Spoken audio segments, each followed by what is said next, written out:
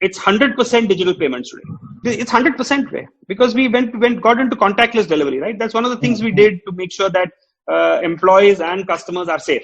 And it moved, now it's 100% because we don't have cash on delivery at all. We removed it completely. No cash on delivery, no Sodexo. So people have to prepay, leave a bag outside. We come, people wear masks. Every delivery, he wears a fresh pair of gloves, sanitizes his hands, takes the items, puts it in the customer's bag and goes away. The entire modern trade, as they call it, plus online put together is 5% of that. 95% is Kirana. Okay. Now, because of COVID, the expectation was that 5%, more importantly, out of that 5%, 1% is online. And let me tell you, because of the size of the market, even that 1% and that 5% has all created $1 billion businesses in India, just like BigBasket, right? Individually, we are large, but put together, we are only 5%. The expectation was overnight that 1% starts becoming 50%. And because of which, people were just thronging our site, right? And rightfully so. People wanted everything online. And we had to figure out how much of that pie are we going to service. And for us, improving capacity was only meaning adding more people.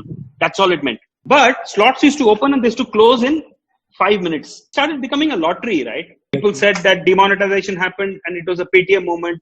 COVID is actually BigBasket moment. They don't seem to have captured it.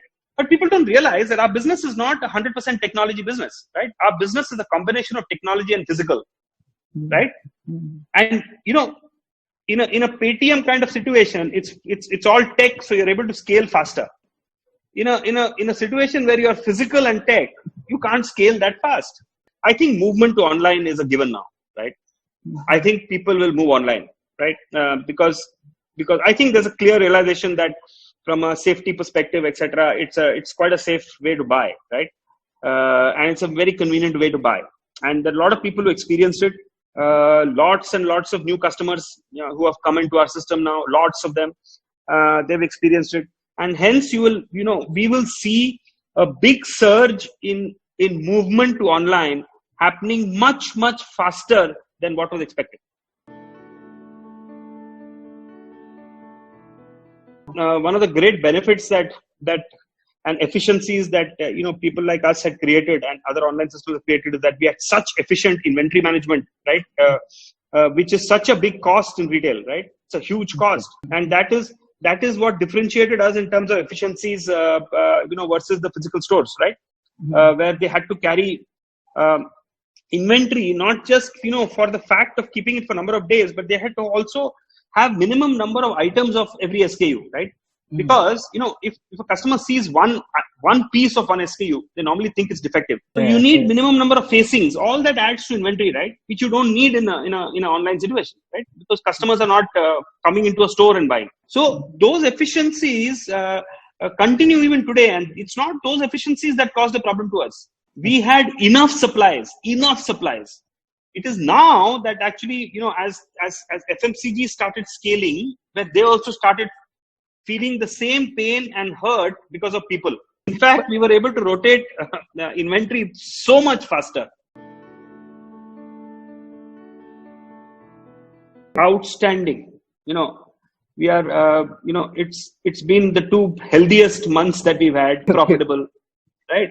And without really doing anything that harms the customer, right?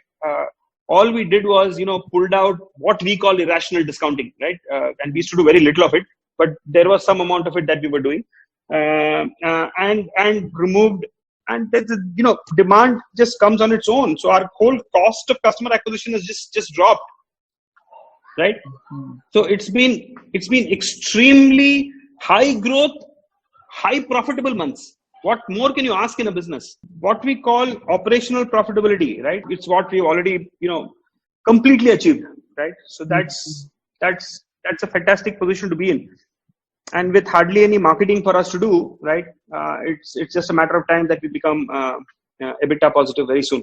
Touch wood, we are just fortunate to be in a space which today, there is a need, there's a requirement which is running, and I think there won't be too much of an impact. That's just to make sure that we get certainly get a much longer runway than what was planned. Simple. It was a fundraise that was planned sometime during the year. All our investors got together and said, I think you must keep this money. Money doesn't become a problem while the business is growing profitably, easily beyond 24 months plus. One doesn't know how the markets are going to play, right? And so we've prepared ourselves for the long run, right? So that's the good thing. And so we'll see how it goes. I don't want to make any such statements anymore because, this what has hit us today. When people are asked in 2015, right, what will you be 5 years from now? I think everybody got it wrong. Where do you see your company 5 years from now? Everybody would have got it wrong, right? So now, I think this stage, trying to answer a question saying where will you be 5 years from now, I think it's best not to answer. Take it year on year as it comes, take it day by day as it comes, and keep moving on. We're actually recasting our plan now because we think that it will be much higher and much better than what we had prepared in Feb and March for this year. We had gone through an exercise of preparing the next year's plan, but it looks very different now. And so we are in the process of preparing. So currently, as of now, I can't share anything, but we will release a new set of numbers very soon. Yeah, I don't have I only have the top line right now. It was close to about a little short of 5,000 crores.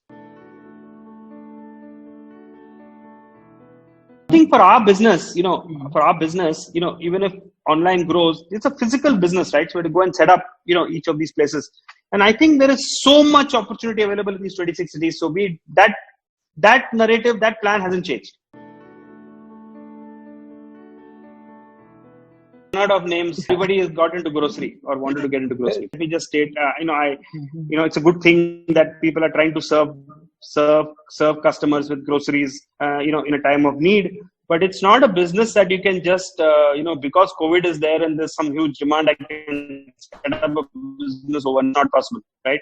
You can't do it. It takes a lot of effort to set up what you've set up, right? And the supply chain is not something that you can just do overnight. Unless these businesses have a focused plan to actually do what they have to do, it'll take them some time. But I think all of them were all setting up because there was nothing else to do at that point in time, and grocery was required, which is fine. It's a good way to look at it, right? Because you will try and pivot, you'll try and see what new things to do. But moment things open up and their own businesses come back, I'm sure they'll start doing what they're good at.